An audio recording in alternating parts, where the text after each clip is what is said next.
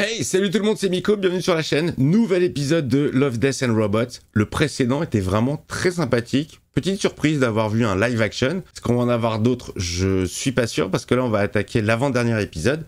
Dis donc, ça va vite, hein. On est parti.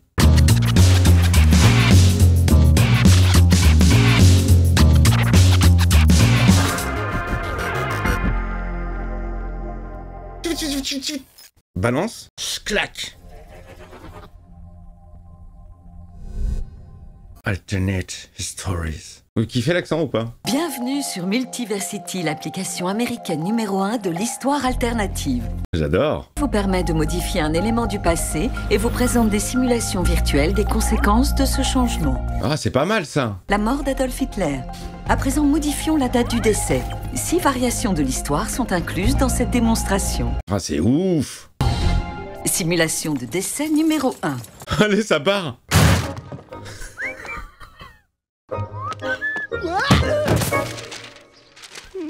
La tub, on l'a vu, on l'a vu. Tué lors d'une échauffourée sur les marches de l'Académie des Beaux-Arts. N'importe quoi.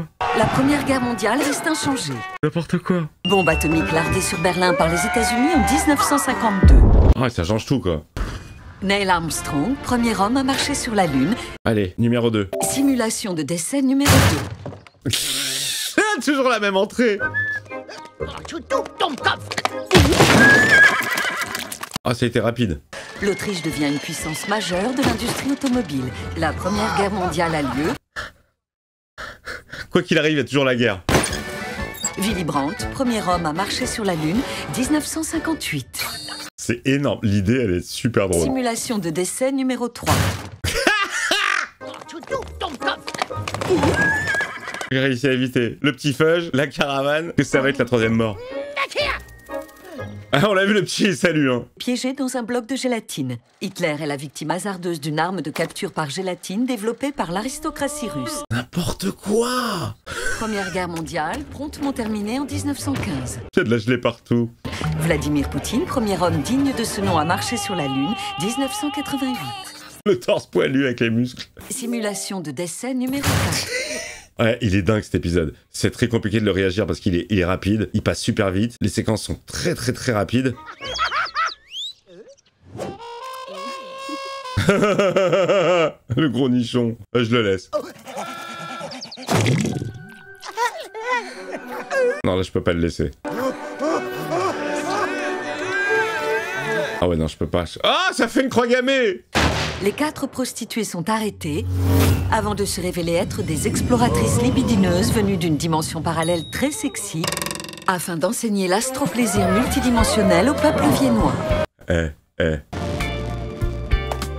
Janine Lindemulder, première femme à marcher sur la Lune, 1987. Je la connais, l'actrice de Boule. Enfin, je connais, j'ai un copain qui la connaît. Par la chute d'une météorite prise sur le coin du nez. Météorite ouvrait la voie à une énorme astéroïde qui se dirigeait droit sur la Terre. Oh, bon, bah là, plus personne. Résultat, extinction de l'espèce humaine et de 93% de la vie sur Terre. Il avait quand même gardé sa petite moustache, hein. Et devient un idéal de démocratie avant de découvrir le nationalisme et de créer des armes de destruction massive. Et ça repart. Le monde est anéanti à nouveau. Quoi qu'il arrive, on se fait la guerre. Une civilisation de calamars pacifiques apparaît alors.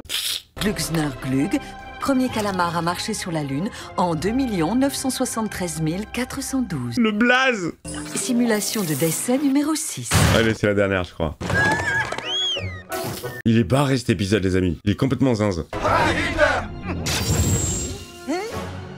C'est un robot? Pris au piège entre des voyageurs temporels anti-nazis envoyés dans le passé pour le tuer et des voyageurs temporels nazis chargés d'empêcher son assassinat. Alors qu'il est sauvé de justesse par son soi futur, Hitler oublie la règle numéro 1 du voyage temporel, ne jamais toucher son alter ego. Ah, c'est énorme. Une boucle de causalité anéantit le temps et l'espace et réduit à néant toute forme de vie dans l'univers. Oh, c'est fou.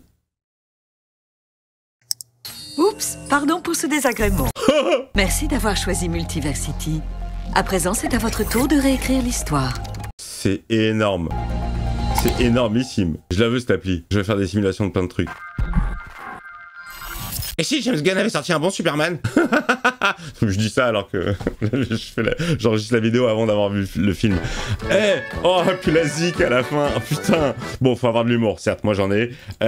C'est très drôle, c'est très drôle. Bon, comme quoi on arrive à faire des trucs drôles avec un personnage horrible, le plus horrible de tous les personnages. Très drôle, beaucoup d'esprit, beaucoup de 8 millième degré. Ça m'a beaucoup fait rire. Et on s'est tous posé cette question. Si on avait une machine à remonter dans le temps, qu'est-ce qu'on empêcherait? Qu'est-ce qui changerait? Il y a tellement de films qui sont partis de cette idée. C'est super intéressant. C'est très drôle. Par contre, ouais, le rythme, il est très soutenu. L'épisode hors générique, il fait 6 minutes 40. Ça va être compliqué. Ça va être très compliqué. Ça va être très haché. En tout cas, je vous conseille de le voir. Et il est vraiment très drôle. Moi, il a bien fonctionné sur moi. Le petit running gag du Adolf énervé qui défonce la porte. Bon, super drôle. Voilà les amis. Bah écoutez, je sais pas si cette vidéo durera assez longtemps. En tout cas, je vous fais une bise. Laissez-moi le petit commentaire qui va bien comme d'habitude. Dites-moi si ça vous avait fait marrer ou si ça vous fait pas rire de jouer avec l'histoire, avec des personnages célèbres de l'histoire. En particulier, lui, je pourrais comprendre. Le pouce pour aider la vidéo, évidemment. L'abonnement, vous vous abonnez, venez rejoindre. Les abonnés, c'est gratuit, c'est juste un clic. Et moi, ça me fait plutôt plaisir. Et puis le membre soutien, alors là, c'est plus. Bouton rejoindre. Merci Isa, merci à ceux qui le font. Je vous embrasse très fort et à très vite.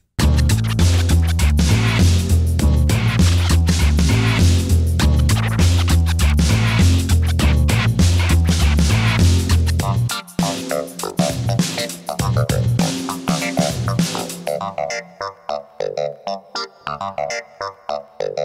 you.